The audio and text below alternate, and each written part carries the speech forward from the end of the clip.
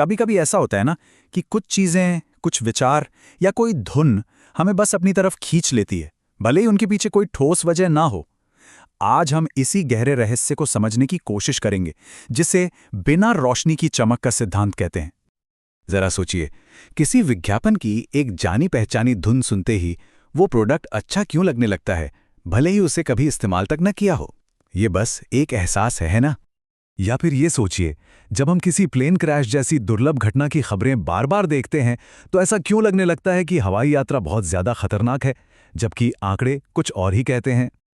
और सबसे अजीब बात, कोई ऐसा झूठ या मिथक जिसे 100 बार गलत साबित किया जा चुका हो, फिर भी वो कहीं ना कहीं अंदर से सच क्यों महसूस होता है?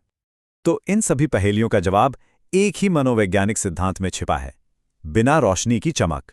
चलिए आज मिलकर इस दिलचस्प रहस्य की परतों को खोलते हैं।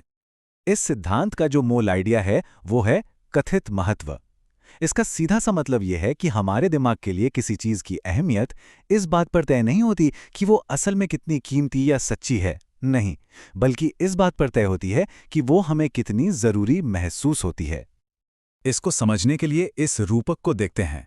चमक है हमारी अपनी फीलिंग, हमारा सब्जेक्टिव एहसास जो बिना सोचे समझे आसानी से आ जाता है। और वहीं दूसरी तरफ है रोशनी, यानी कि असली फैक्ट्स, ऑब्जेक्टिव सच, जिसे समझने के लिए दिमाग लगाना पड़ता है, मेहनत लगती है। ये पूरा सिद्धांत इसी चमक और रोशनी के खेल के बारे में है। तो सवाल ये उठता है कि आखिर हमारे दिमाग में ये चमक पैदा कैसे होती है? इसके पीछे 3 बहुत ही स्मार्ट मनोवैज्ञानिक सिद्धांत काम करते हैं।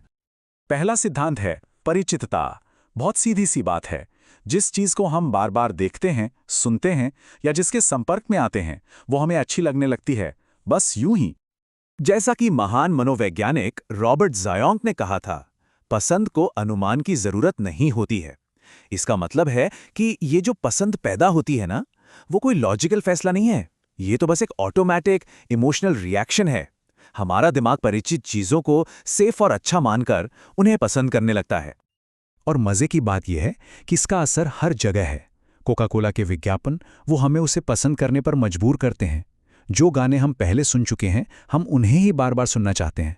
और हाँ, अक्सर हम उन्हीं लोगों के करीब महसूस करते हैं जिन्हें हम रोज देखते हैं। ये सब इसी सिद्धांत का खेल है। ठीक है, तो जो चीज जानी पहचानी है वो पसंद आने लगती है। लेकिन एक और दिमागी शॉर्टकट है जो चीजों को पसंद कराने के साथ साथ उन्हें जरूरी भी बना देता है। ये है सुलभता का सिद्धांत। माने, जो चीज हमें जितनी आसानी से याद आ जाती है वो उतनी ही जरूरी लगने लगती है।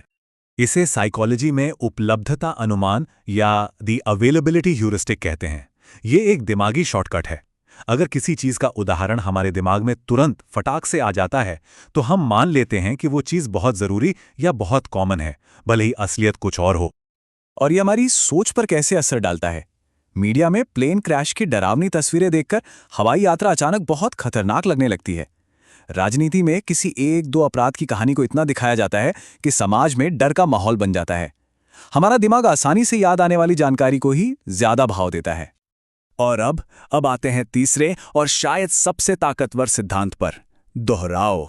एक ऐसा सिद्धांत जो कहता है कि अगर एक झूठ को बस काफी बार दोहरा दिया जाए तो वो सच लगने लगता है। इसे कहते हैं भ्रामक सत्य प्रभाव या द इल्यूजरी ट्रूथ इफेक्ट। हमारा दिमाग है ना, वो थोड़ी आसानी चाहता है। जो जानकारी बार बार सुनने की वजह से आसानी से प्रोसेस हो जाती है, दिमाग उसे गलती से सच्चाई का सिग्नल समझ लेता है। कमाल की बात तो यह है कि भले ही हमें पता हो कि कोई बात झूठी है, बार बार सुनने पर वो सच महसूस हो सकती है। इसी की वजह से हम दिमाग का सिर्फ 10% इस्तेमाल करते हैं, जैसा मिथक आज भी जिंदा है। स्वास्थ्य से जुड़ी गलत जानकारी हो या राजनीतिक प्रोपेगेंडा, सब इसी सिद्धांत का फायदा उठाते हैं। दोहराओ तर्क पर हावी हो सकता है। तो चलिए इन सबको एक साथ जोड़कर देखते हैं। ये 3 शक्तिशाली दिमागी शॉर्टकट हैं जो मिलकर वो चमक पैदा करते हैं। परिचितता हमें चीजों को पसंद कराती है, सुलभता उन्हें महत्वपूर्ण महसूस कराती है, और दोहराव उन्हें सच बना देता है। कम से कम हमारे दिमाग के लिए तो यही सच होता है। ठीक है, ये थ्योरी तो समझ आ गई कि चमक कैसे बनती है, पर असली दुनिया में इसका क्या असर होता है? ये राजनीति को, बाजार को और हमारी आपकी सोच को कैसे बदल कर रख देती है? इसमें मीडिया एक बहुत बड़ा किरदार निभाता है, जिसे एजेंडा सेटिंग सिद्धांत कहते हैं। ये 2 स्टेप्स में काम करता है। पहले मीडिया ये तय करता है कि हमें किन मुद्दों पर सोचना है, और फिर वो ये भी तय करता है कि हमें उन मुद्दों के बारे में कैसे सोचना है, मतलब उन्हें एक खास फ्रेम में डालकर पेश करता है। और इसका नतीजा, राजनीति में डर का इस्तेमाल करके नीतियां बनाई जाती हैं। ब्रांडिंग में जानी पहचानी चीजें क्वालिटी पर भारी पड़ती हैं, और हमारी बातचीत में बार बार दोहराए गए झूठ हमारी क्रिटिकल थिंकिंग यानी आलोचनात्मक सोच को कमजोर कर देते हैं। तो क्या इसका मतलब ये है कि हमारा दिमाग कमजोर है या खामियों से भरा है? नहीं, बिल्कुल नहीं। इस सिद्धांत को समझना असल में एक बहुत शक्तिशाली हथियार है, क्रिटिकल थिंकिंग के लिए एक नया टूल। तो आज की सबसे जरूरी सीख ये है, किसी एहसास की सब्जेक्टिव चमक और किसी फैक्ट की ऑब्जेक्टिव रोशनी के बीच फर्क करना सीख लेना आज के दौर का सबसे जरूरी कौशल है।